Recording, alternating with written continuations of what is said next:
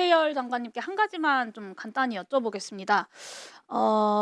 마이크를 주시거나 시간 잠깐 멈춰주시고 한 가지만 여쭤볼 건데 나오셔가지고 감사합니다.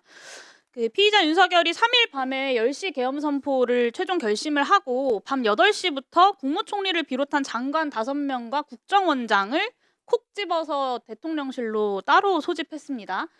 국무회의를 열 생각은 없어 보이고요. 이 8시에 피의자 윤석열에게 용산집무실로 오라고 직접 전화 받으셨죠, 장관님?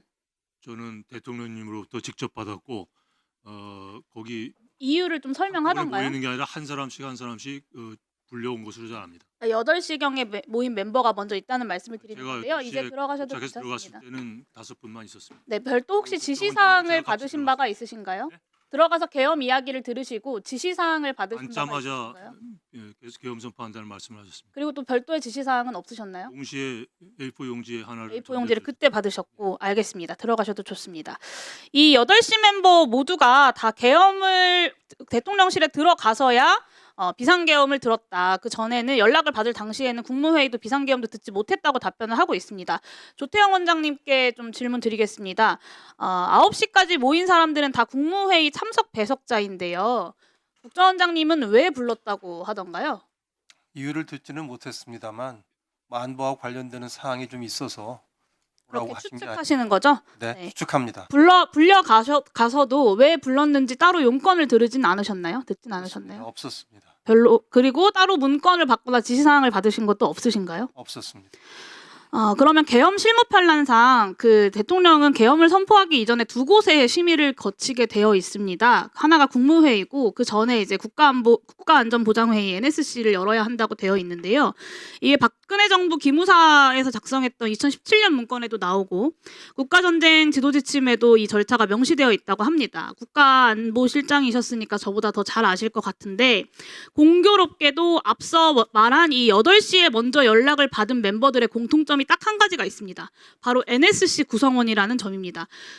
조태영 원장님 혹시 12월 3일에 NSC가 개최된 바가 있습니까?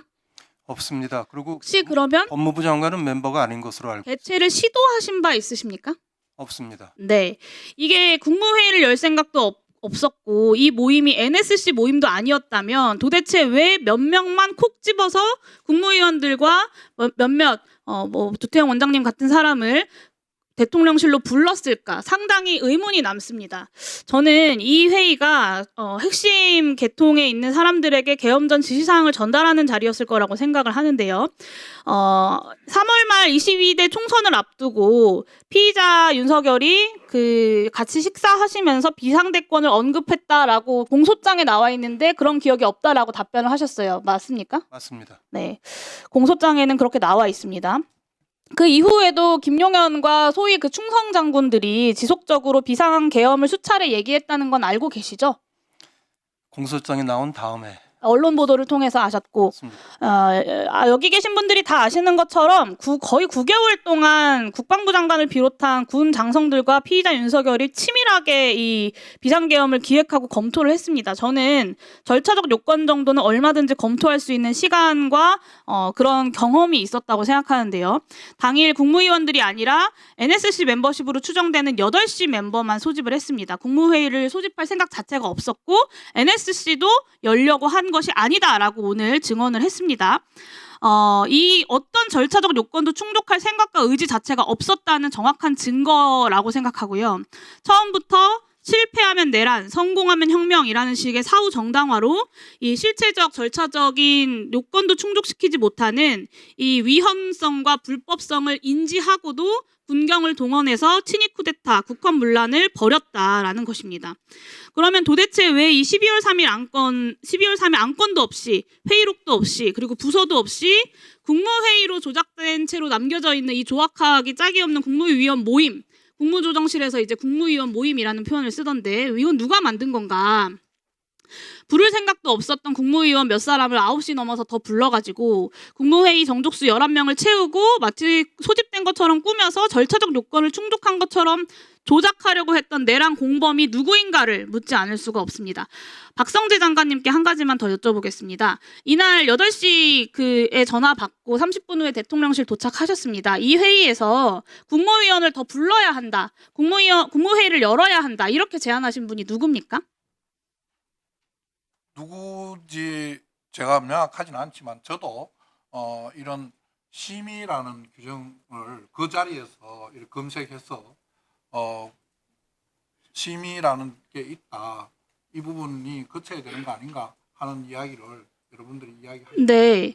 그 한덕수 국무총리께서 이미 국회에서 수차례 본인이 이제 국무위원을 소집해서 국무회의를 명분으로 설득하기 위해 직접 소집했다 이렇게 말씀을 하시지 않았습니까? 네. 오늘도 그 입장에는 변함이 없으신 그렇습니다. 거죠? 네. 근데 사실 비상계엄을 막고자 했다면 이 국무회의로 심의 자체를 막는 것이 더 상식적입니다. 뭐 예를 들면 최상목 부총리는 내가 서명을 하지 않음으로써 이 회의의 절차적 정당성을 부여하지 않겠다라고 하고 박차고 나갔던 것 아닙니까? 그런데 국무회의를 열어야 한다고 이 비상계엄을 막기 위해서 그랬다라는 건 좀 납득하기 어렵다는 것이고요. 시간 잠깐 멈춰주시고 김서구 차관님 앞으로 잠깐 나와주십시오.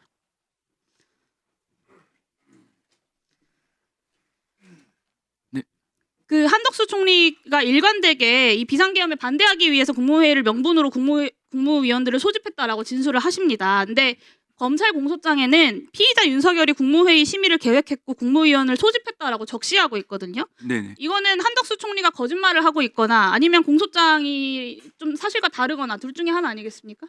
네, 그 부분은 약간 평가의 문제일 수는 있는데 재판 과정에서 당시에 있었던 그 회의의 성격이 어떤 것인지 검토가 될 것 같습니다. 네, 이게 이제 공소장이 김용현의 진술을 가지고 만들었기 네. 때문에 벌어진 일일 거라고 생각하는데 이런데도 조선일보 보도에 따르면 김용현 전 장관만 기소하고 국무위원들에 대해서 무혐의를 검토하고 있다라는 보도가 검찰발로 나왔습니다. 네. 그렇게 해서 되겠습니까? 검찰 수사본부로부터 저희가 본부가 직접 보고를 받지 않은 사항이라 언론 보도 외에는 알 수 있는 건 없는데 네, 국무위원들에 대한 철저한 조사가 이루어질 수 있도록 차관님께서 좀 알겠습니다. 각별히 조치해 주시길 바라고요. 네, 잘하겠습니다. 이 윤석열 내란 사태의 정당성을 더해줄 뻔한 초유의 이 국무회의 조작 사태가 한덕수 총리가 본인이 말씀하셨던 것처럼 본인이 기획하고 대통령이 여기에 공조했다라는 건 이미 나온 지 오래입니다. 검찰 공소장의 국무회의 부분이 윤석열이 왜 8시 멤버를 먼저 소집했는지 그리고 국무위원들이 왜 2차례로 나뉘어서 일부만 소집되었는지 이 국무회의 조작 사태가 예견된 이 국무회의가 왜 최소한의 절차조차 갖추지 못했는지를 제대로 설명하지 못하고 네, 마무리해 주십시오. 그렇기 때문에 이 충성 장군들에 대한 수사처럼 충성 장관들에 대한 철저한 수사가 필요하다라는 말씀을 드립니다. 이 8시 멤버가 계엄 직전에 윤석열에게 지시사항을 받았을 것이라는 점도 배제할 수 없다고 생각하고요. 철저하게 수사해 주시기 바랍니다. 네, 위원님 말씀 유념해서 철저한 수사가 이룰 수 있도록 노력하도록 하겠습니다. 네, 수고하셨습니다.